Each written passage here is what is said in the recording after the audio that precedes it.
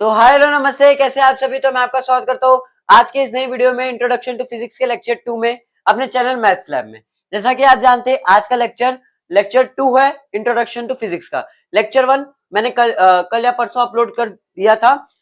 आप जाके पहले उस वीडियो को देखिए, फिर इधर आइए तो एकदम 100% ये चीजें समझ में आ जाएगी।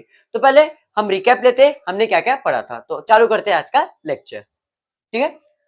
तो पहले लेक्चर में हमने देखा था कि क्या फिजिकल क्वांटिटीज होती है, हम लॉ ऑफ फिजिक्स को कैसे एक्सप्रेस करते हैं, उसमें वो कैसे यूज होता है, ठीक है। बहुत सारे एग्जांपल लिए थे, वर्क डन का एग्जांपल लिया था, फोर्स का एग्जांपल लिया था। तो आज का एक वीडियो वो भी जाके पहले पूरा देख लीजिएगा, ये भी पूरा देख लीजिएगा। अगर आपको कुछ चीजें आती है, आप बस कॉन्सेप्ट ले देख ले तो आप वीडियो को 2x पे भी चला सकते हैं, ठीक है। लेकिन मेरे बोलने की गति तेजी रहेगी, ठीक है। 1x पे देखिएगा तो ज्यादा कॉन्सेप्ट, ज्यादा क्लैरिटी आएगी, ठीक है।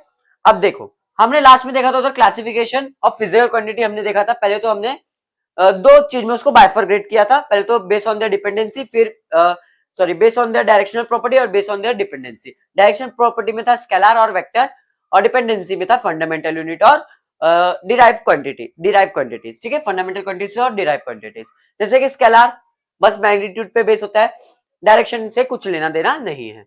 और वेक्टर को डायरेक्शन के साथ लेना देना है, उसका मैग्नीट्यूड के साथ भी लेना देना है, मैग्नीट्यूड एंड डायरेक्शन। फिर डिपेंडेंसी में देखिए फंडामेंटल यूनिट, जिसके हम बेस यूनिट भी बोलते हैं, वो किसी और पे निर्भर नहीं रहता है, आत्मनिर्भर है। और फिर अपना आएगा ये derive quantities, derive unit, derive quantities, ये सब हम फंडामेंटल यूनिट की मदद से ही उसे डिराइव करते हैं, इसलिए इसका नाम है डिराइव यूनिट या डिराइव क्वांटिटी, ठीक है।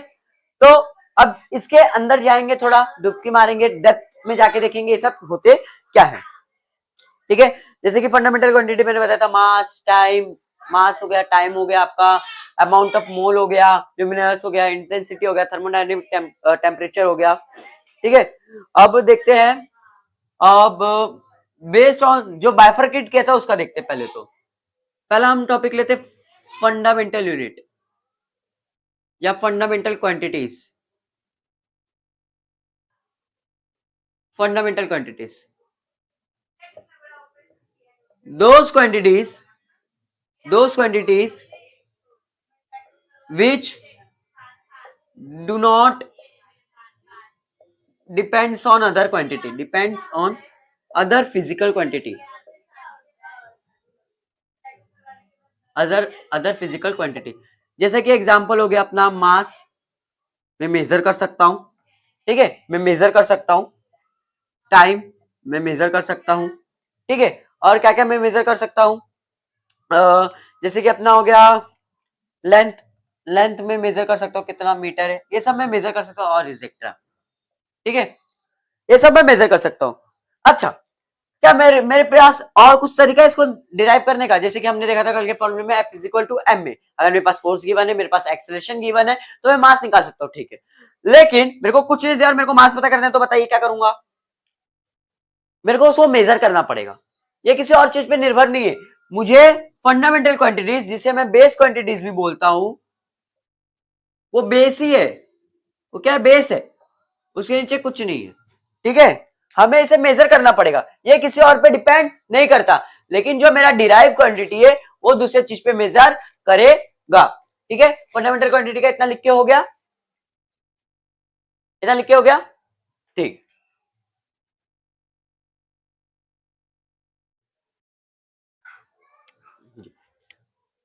तो हो गया, जैसे कि आप देख सकते हैं मैंने लिख लिया कितने भी। हमारे पास 7 फंडामेंटल क्वांटिटीज होते हैं, यानी बेस क्वांटिटी। पहला तो होता है मास, दूसरा लेंथ, तीसरा टाइम, चौथा टेम्परेचर, फिर फिफ्थ इलेक्ट्रिक करंट, फिर ल्यूमिनस इंटेंसिटी, फिर amount of substance mole. Total 7 fundamental quantities हमारे पास होती है, 7 बेस यूनिट्स होते हैं, ठीक है। तो मास को किसमें मेजर किया जाता है, केजी में, जो ये सब इनके ऐसा यूनिट है। मास को मेजर किया जाता है केजी यानी किलोग्राम में, लेंथ को मेजर किया जाता है मीटर में, टाइम को सेकंड में, टेम्परेचर को केल्विन में, इलेक्ट्रिक करंट को एम्पियर में, ठीक है। ल्यूमिनस इंटेंसिटी को किया जाता है कैंडेला में, और अमाउंट ऑफ सब्सटेंस मोल को मोल में किया जाता है। स्पेलिंग में डिफरेंस है, ठीक है। जैसे कि आप जानते हो कांस्टेंट क्या होता है, 6.022 इंटू 10 की पावर 23 मॉलिक्यूल एक मॉलिक्यूल में होते हैं, ठीक है। मास को हम मेजर करते हैं किलोग्राम में। वीडियो को पॉज कीजिए, ये याद कीजिए, फिर आगे बढ़िए। मेरी बात मानिए, पहले ये याद कीजिए फिर आगे बढ़िए। टेम्परेचर को केल्विन में किया जाता है, ठीक है। मेरी बात मानिए, पहले ये याद कीजिए, फिर आगे बढ़िए, ज्यादा बेहतर समझ में आएगा। ठीक है, फंडामेंटल क्वांटिटीज हो गया। अब बात आती है डिराइव क्वांटिटीज की। ठीक है, ये सबको किसी और पे निर्भर होने की जरूरत नहीं है, ये खुद इंडिपेंडेंट है। ये सब क्या है? इंडिपेंडेंट है। क्या ये? इंडिपेंडेंट है। ठीक है, इनको किसी और पे डिपेंड होने की जरूरत नहीं है। ठीक है,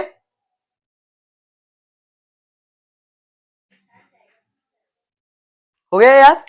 तो चलिए आगे बढ़ते हैं। ये सब क्या इंडिपेंडेंट यूनिट है। अब आते हैं डिराइव यूनिट के ऊपर। डिराइव क्वांटिटी क्या क्या होती है? अब आएंगे डिराइव क्वांटिटी के ऊपर। ये डिपेंडेंट होती है, दूसरों पे निर्भर होती है ये यूनिट।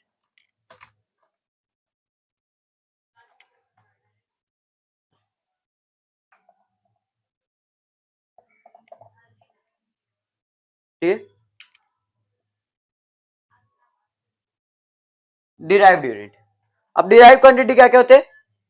वो quantities, those quantities which depends on other physical quantities, on other physical quantities, ये होता है अपना डिराइव क्वांटिटी। जैसे कि एग्जांपल लेता हूं, स्पीड।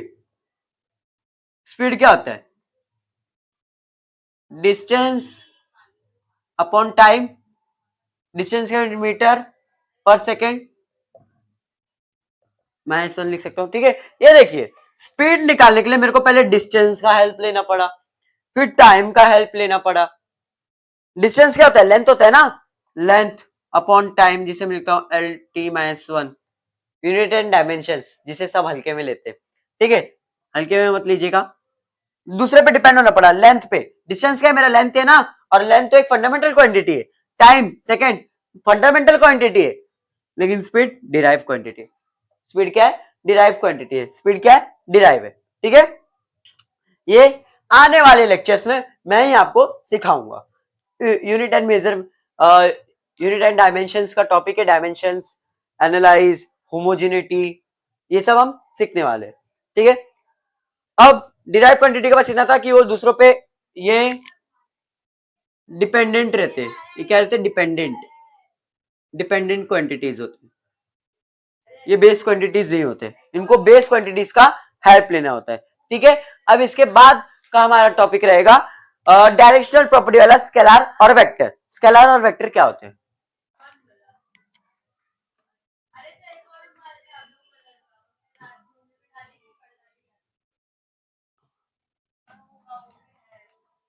अब स्केलर और वेक्टर क्या होते हैं तो देखते हैं।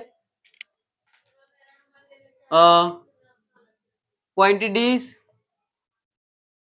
Based on directional property, directional property.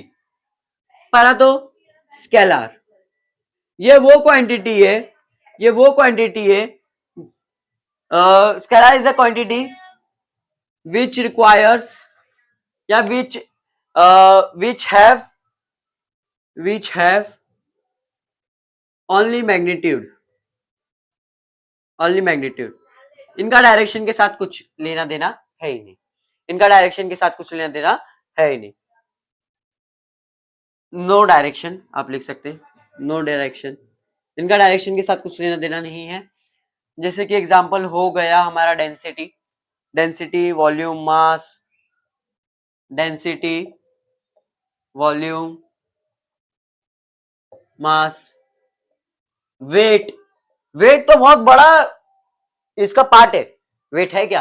पहले लेक्चर में जैसे कि बताया था, वेट और मास अलग अलग होते हैं, वेट और मास अलग अलग होते हैं। आपका वेट अर्थ पे कुछ और है, मून पे कुछ और है। आपका ओरिजिनल वेट जानना है, आप डॉक्टर के पास जाते हैं, अपना वजन करते हैं, या कहीं पे भी जाते हैं वजन करते हैं, तो आपका वो मास होता है। वो क्या होता है? आपका मास होता है। अगर आपको जानना है आपका वेट कितना है अर्थ पे, तो आपको उसको मल्टीप्लाई करना पड़ेगा 9.8 के साथ, इतने मोटे हो आप।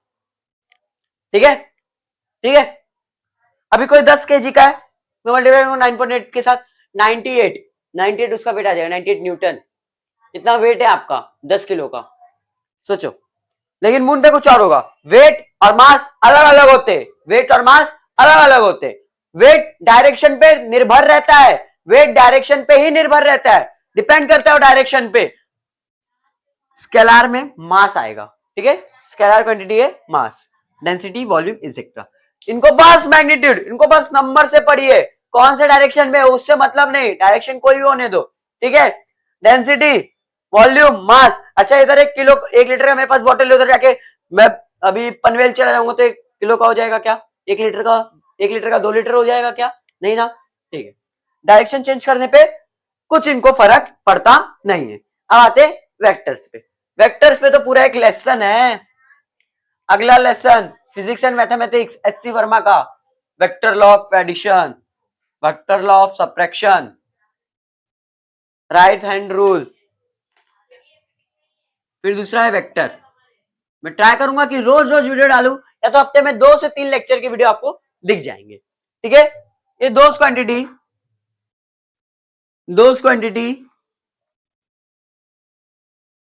which have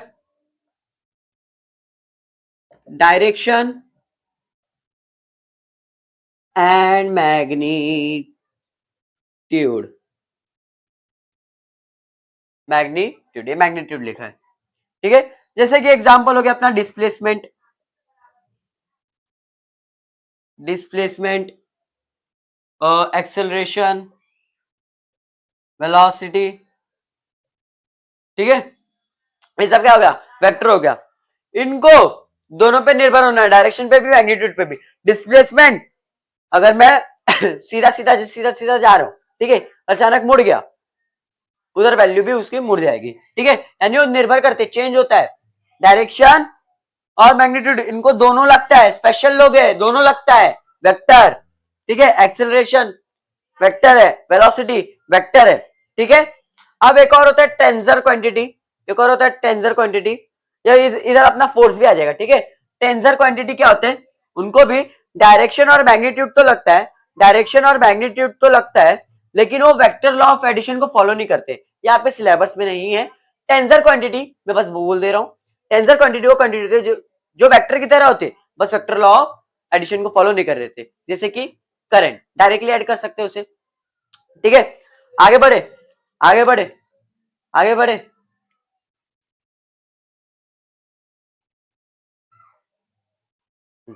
तो ठीक है, अब हम सप्लीमेंट्री क्वांटिटीज के बारे में जानेंगे थोड़े। सप्लीमेंट्री क्वांटिटीज क्या क्या होती है, ठीक है, समझ में आ रहे हैं ना सब? कुछ भी डाउट रहेगा आप प्लीज कमेंट कीजिए, मेरे को कुछ भी इंप्रूवमेंट की जरूरत होगी, आपको ऐसा लगता है तो प्लीज आप मैसेज कीजिए, और वीडियो पूरा देखिएगा, वीडियो पूरा देखिएगा। ये सब मेहनत बस आपके लिए हो रही है, ठीक है। वीडियो को लाइक कीजिएगा, सब्सक्राइब कीजिएगा बेल आइकन पे हिट करके, और भी ज्यादा शेयर कीजिएगा। अब सप्लीमेंट्री क्वांटिटीज, अभी तो जेईई मेंस का आपका एग्जाम चालू होगा ना। सप्लीमेंट्री क्वांटिटीज कैसा जा रहा है वो भी कमेंट पे लिखिएगा, ले आएंगे उसके भी पीवाईक्यूज 2026 के भी ले आएंगे। पहला होता है plane, plane angle, plane angle होता है, ठीक है। और दूसरा होता है solid angle, solid angle. Plane angle में बात होती है रेडियन की, बात होती है रेडियन की, बात होती है स्टेरेडियन की। ये एक 2D सर्कल के रिस्पेक्ट में बात किया जाता है, ये एक स्पीयर के रिस्पेक्ट में बात किया जाता है। पहचाने कैसे, रुको बता रहा हूं। ये इसका सेंटर है, मैं एक इधर से आर रेडियस पे खींच रहा हूँ, इधर एक आर रेडियस से खींच रहा हूँ, और बीच में समझ लो मेरा थीटा है, और इधर मैं इतना सा पार्ट ले रहा हूं, ठीक है, इतना सा पार्ट ले रहा हूं। ये एक सॉलिड है, ठीक है, यार है, यार है, ये मेरा 5 है, समझ लो 5 5 5, ठीक है। अगर आपने एम लिया होगा, पीसीएम लिया होगा, या पीसीएम भी लिया होगा, तो मैथ्स में एक लेसन होगा सेट्स, उसमें एम्प्टी सेट्स को, नल सेट्स को ऐसे दर्शाया जाता है 5 से, ठीक है। अच्छा, अब इधर क्या होता है ये जो एंगल है ना, ये होता है arc upon radius, arc upon radius, ठीक है। बोर्ड विजिबल है क्या, दिख रहा है, क्लियर है, ठीक है। एंगल क्या होता है? Arc upon radius, arc upon radius होता है, ठीक है। तो इधर क्या हो गया, थीटा इज इक्वल टू ये आर्क हो गया, ये आर्क लेंथ हो गया, आर्क का लेंथ हो गया, लेंथ और ये आर, ठीक है, ये होता है। और इधर स्टेरेडियन में क्या होता है, स्टेरेडियन में ऐसा होता है कि एरिया अपॉन रेडियस का स्क्वायर होता है। स्टेरेडियन में क्या होता है, एरिया अपॉन रेडियस का स्क्वायर होता है। क्या होता है, एरिया अपॉन रेडियस का स्क्वायर। सॉलिड एंगल बोल दीजिए, सॉलिड एंगल, ठीक है, solid angle area upon R square होता है। अच्छा, तो एक रेडियन कितना हो गया, एक रेडियन के लिए हमें कौन सी कंडीशन प्रूफ करनी पड़ेगी पता है, जब आर्क लेंथ, जब आर्क का लेंथ वो इक्विवेलेंट हो जाएगा रेडियस के साथ, ये जो है वो इसके इक्वल हो जाएगा, रेडियस जो है वो आर्क लेंथ के इक्वल हो जाएगा, यानी ये जो है, ये जो है ये रेडियस के जब इक्वल हो जाएगा तब मेरा 180 रहेगा, ठीक है। इसका डेफिनेशन होता है an angle subtended by the circle from its centre and when the arc length is equivalent to the radius then it is called the 1 radian. मैं आपको वो प्रोवाइड करवा दूंगा, इसके बाद में मैं बीच में वीडियो में कुछ डाल दूंगा, ठीक है।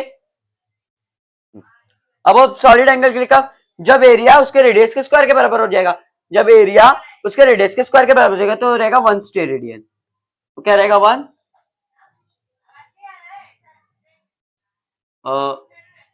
स्टेरेडियन कब रहेगा, जब एरिया और स्क्वायर क्या हो जाएंगे 1 1। जैसे कि अभी आर्क 1 मीटर का हो गया, रेडियस 1 मीटर का हो गया, तो ये क्या आ जाएगा 1 स्टेरेडियन, 1 रेडियन आ जाएगा। 1 स्टेरेडियन जब एरिया और ये इक्वल हो जाएंगे, 1 1 हो गया, 2 2 हो गया, ठीक है, जो भी हो, समझा। सप्लीमेंट्री क्वांटिटीज होती है, ठीक है, सप्लीमेंट्री क्वांटिटीज ये होती है। इसके लिए एंगल होता है आर्क अपॉन रेडियस, यानी theta upon L upon R. 1 radian कब होगा, जब आर्क लेंथ जो है वो रेडियस के इक्वल हो जाएगी, और स्टेरेडियन एक स्टेरेडियन क्या होता है, जब एरिया आर स्क्वायर के बराबर हो जाएगा, यानी इसका जो एरिया है, इसका जो एरिया है। अच्छा, एरिया और सरकमफेरेंस में मतलब पता है आपको, एरिया और सरकमफेरेंस में पहले इतना नोट कर लीजिए, इतना नोट कर लीजिए, पहले इतना नोट कर लीजिए, कर लिया, कर लिया। और पहले थोड़ा सा अब तक जितना भी पढ़ाया है सब एक बार रिवाइज करते हुए चलिए, ठीक है।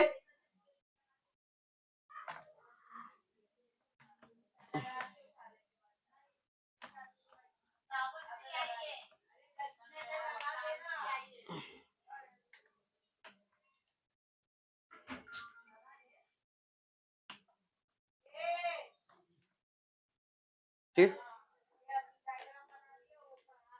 अब मैं आपको बताया था सरकमफेरेंस, ये मैं 2 सर्कल बना रहा हूं, इधर मैं बताऊंगा सरकमफेरेंस क्या होता है, इधर मैं बताऊंगा एरिया क्या होता है, ठीक है। सरकमफेरेंस यानी ये जो बाउंड्री दिख रही है, ये बाउंड्री, बाउंड्री, ये बाउंड्री होता है अपना सरकमफेरेंस, ये बाउंड्री, आउटर मोस्ट लेयर जो भी है बाउंड्री, ये होता है 2 पाई आर, यानी पाई डी। ना किसी से दोस्ती, ना किसी से प्यार, सर्कल का सरकमफेरेंस है 2 पाई आर, ठीक है।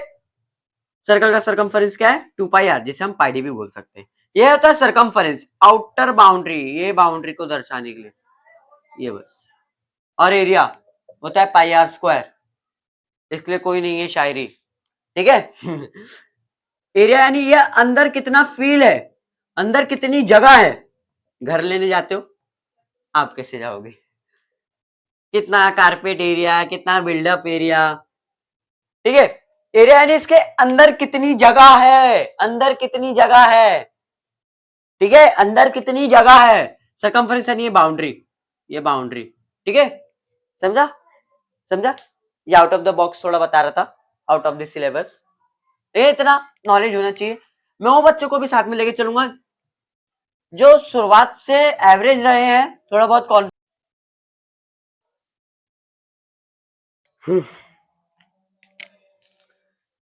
मैंने पूरा वीडियो शूट कर लिया था, अभी मुझे पता है कैमरा का ऑन ही नहीं किया मैंने। अब यूनिट सिस्टम ऑफ यूनिट में हम फिर से आते हैं। मेरे पास 1 मीटर की रस्सी है, डंडा है, और कुछ तो कितने तो लेंथ का है, मुझे इसका लेंथ नापना है, लेकिन ये मुझे पता है कि ये 1 मीटर का है, 1 मीटर का है, ये मुझे पक्का पता है। ठीक है, तो मैं क्या करूंगा, देखो पहले इसको इधर रखूंगा और देखूंगा कितना है, 1 मीटर आ रहा है, तो इसको ऐसे रख के इधर देखो, ये भी 1 मीटर आता है, तो टोटल कितना हो गया, ये हो गया 2 मीटर। यानी मेरे पास ये फिक्स था, तो मैंने निकाल लिया कितने मीटर का है, इसका लेंथ कितना है।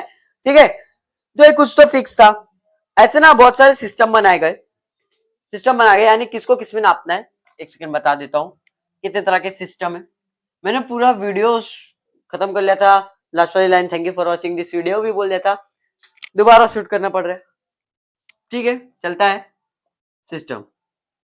मास को किस में नापते हैं, टाइम को किस में नापते हैं, और सॉरी पहले लेंथ आएगा ना,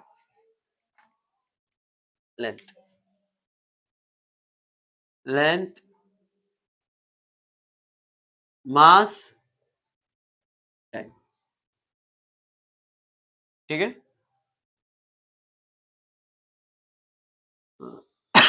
फिलहाल तो 3 के बारे में पढ़ेंगे, एफ पी एस, सी जी एस, एम के एस।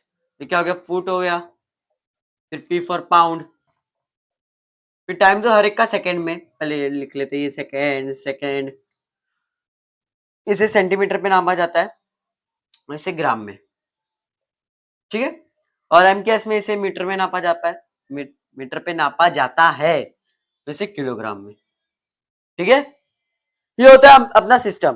ठीक है, अब एफपीएस क्या था, ब्रिटिश इंजीनियरिंग सिस्टम था। सीजीएस मेरा गॉसियन सिस्टम है, गॉसियन सिस्टम है, मार्कर कर, एक सेकेंड। सीजीएस क्या है मेरा, गॉसियन सिस्टम है, और एमकेएस तो मेरा इंटरनेशनल सिस्टम है, जहां जो कि ज्यादातर यूज होता है, ऐसा यूनिट है। ठीक है, अब फंडामेंटल क्वांटिटीज के मैंने आपको यूनिट बताना भूल गया था, जैसे कि लेंथ का यूनिट तो बताया था, सिंबल बताना भूल गया था। पहले तो ये एक और बार देख लेते हैं। एफपीएस क्या मेरा फुट पाउंड सेकंड, सीजीएस क्या मेरा सेंटीमीटर ग्राम सेकंड, एमकेएस क्या है मीटर केजी सेकंड। यानी अगर मेरे को लेंथ नापना है ये सिस्टम में, तो मेरे को ये यूनिट लेना पड़ेगा। लेंथ नापना है ये वाले सिस्टम में, तो मेरे को ये यूनिट लेना पड़ेगा, ये वाले सिस्टम में तो ये वाला। उसी मास के लिए अगर ये वाले सिस्टम में नापना है तो पाउंड लेना पड़ेगा, ये वाले में ग्राम लेना पड़ेगा, ये वाले में केजी लेना पड़ेगा। अगर टाइम को किसी में नापना है सेकंड लेना पड़ेगा। ठीक है, अब फंडामेंटल यूनिट के कुछ सिंबल बताने रह गए थे, वो बता देता हूं, फिर वीडियो का यहीं पे एंड करेंगे। Dimension analyse, application of dimension analyses, homogeneity, ये सब नेक्स्ट वीडियो में आएंगे। ठीक है, ये सब कहां पे आएंगे, नेक्स्ट लेक्चर में आएंगे। आप प्लीज वीडियो को पूरा देखिएगा, लाइक कीजिएगा, सब्सक्राइब कीजिएगा, बेल आइकन को क्लिक करके और भी ज्यादा वीडियो को शेयर कीजिएगा। अब पहले तो फिजिकल क्वांटिटी देख लेते हैं, फिजिकल क्वांटिटी, फिर क्या देखे थे, उनके यूनिट देखे थे, फिर उनके सिंबल। ठीक है, पहला अपना था लेंथ, फिर क्या था मास, फिर टाइम, फिर क्या था, टेम्परेचर था, टेम्परेचर, फिर और मेमोराइज कीजिए, मेमोराइज कीजिए, क्या था, करंट, इलेक्ट्रिक करंट, फिर और ल्यूमिनस इंटेंसिटी, ल्यूमिनस इंटेंसिटी था, ल्यूमिनस इंटेंसिटी, फिर अमाउंट ऑफ मोल कितना हुआ, दो, amount of mole, amount of substance, amount of substance mole. ठीक है, अब ये हो गया। यूनिट क्या था इसका, इसका मीटर था, मास का केजी था, टाइम का सेकंड था, टेम्परेचर का केल्विन था, इलेक्ट्रिक करंट का, इसका इलेक्ट्रिक करंट का एम्पियर था, ल्यूमिनस इंटेंसिटी का कैंडेला था, फिर अमाउंट ऑफ सब्सटेंस का मोल था। ठीक है, मोल, स्पेलिंग मिस्टेक। तो इसको सिंबल क्या था, एम केजी, अच्छा 1 किलोग्राम लिख लीजिए, किलोग्राम, सेकंड का एस, केल्विन का के, एम्पियर का ए, कैंडेला का सी डी, मोल का मो। ठीक है, ये हो गया फिजिकल क्वांटिटी। लेंथ को हम मीटर में नापते हैं, यूनिट है, और सिंबल एम है, मास को किलोग्राम में नापते हैं, यूनिट केजी है, टाइम को हम सेकंड में नापते हैं, यूनिट एस है, टेम्परेचर को हम केल्विन में नापते हैं, सिंबल के है, इलेक्ट्रिक करंट को एम्पेयर में नापते हैं, सिंबल ए है, लिमिनस इंटेंसिटी को हम कैंडेला में नापते हैं, सीडी है, अमाउंट ऑफ सब्सटेंस मोल, मोल इसका वो है, स्पेलिंग में देख लीजिएगा डिफरेंस है, ठीक है। रेडियन क्या होता है, स्टेरेडियन क्या होता है, एक बार क्विक रिकैप कर लेते हैं। पहले तो हमने देखा कि ये क्या होता है, फंडामेंटल यूनिट या बेस क्वांटिटी क्या होते हैं, जो कि किसी पे निर्भर नहीं रहते, आत्मनिर्भर रहते हैं, ठीक है। फिर उसके बाद देखा था हमने कि डिराइव क्वांटिटी क्या होते हैं, जो कि फंडामेंटल क्वांटिटी पे डिपेंडेंट रहते हैं। फिर हमने देखा था कि स्केलर क्या होता है, वेक्टर क्या होता है, टेंसर क्या होता है। स्केलर जो बस मैग्नीट्यूड से मतलब रखता है, डेंसिटी, वॉल्यूम, एरिया, जैसे कि फिर अपना ये हो गया वेक्टर। वेक्टर क्वांटिटी क्या होती है, जो कि मैग्नीट्यूड और डायरेक्शन दोनों पे डिपेंड होती है, जैसे कि डिस्प्लेसमेंट, वेलोसिटी, एक्सेलरेशन, फोर्स, ठीक है, वगैरह वगैरह। फिर अपना टेंसर क्वांटिटी, जो कि मैग्नीट्यूड और डायरेक्शन दोनों से मतलब रखते हैं, लेकिन वेक्टर लॉ ऑफ एडिशन को फॉलो नहीं करते, अपने सिलेबस में नहीं है। जैसे कि अपना करंट हो गया टेंसर प्रॉपर्टी का, टेंसर, लेकिन करंट को अभी फिलहाल स्केलर माना जाएगा, स्केलर माना जाएगा। अब फिजिकल क्वांटिटी फिर हमने देखा नहीं, पहले फिर हमने देखा सप्लीमेंट्री यूनिट क्या होते हैं, सप्लीमेंट्री यूनिट एक रेडियन, जब आर्क लेंथ रेडियस के इक्वल हो जाए। फिर हमने देखा कि वन स्टेरेडियन क्या होता है, सॉलिड एंगल में, वो स्फीयर में होता है, जैसे कि आइसक्रीम का कोन हो गया, स्टेरेडियन क्या हो गया एग्जांपल, जैसे आइसक्रीम का कोन का टिप स्टेरेडियन का ये एग्जांपल है, ठीक है। फिर हमने देखा कि फिजिकल क्वांटिटी, उनके यूनिट, सिंबल क्या क्या होते हैं, और स्टेरेडियन का क्या था formula, area upon R square, और वन स्टेरेडियन कब होगा, जब एरिया आर स्क्वायर के इक्वल हो जाएगा, आर स्क्वायर यानी रेडियस के, ठीक है। तो कैसा लगा आज का वीडियो, लाइक कीजिएगा, सब्सक्राइब कीजिएगा, बेल आइकन पे हिट करके और भी ज्यादा वीडियो को शेयर कीजिएगा। वीडियो और अच्छा लगा होगा तो और भी ज्यादा शेयर कीजिएगा, और पूरा लेक्चर देखिएगा, पहला लेक्चर भी देखिएगा, दूसरा लेक्चर भी देखिएगा, और आने वाले सारे लेक्चर देखिएगा। Thank you for watching this video.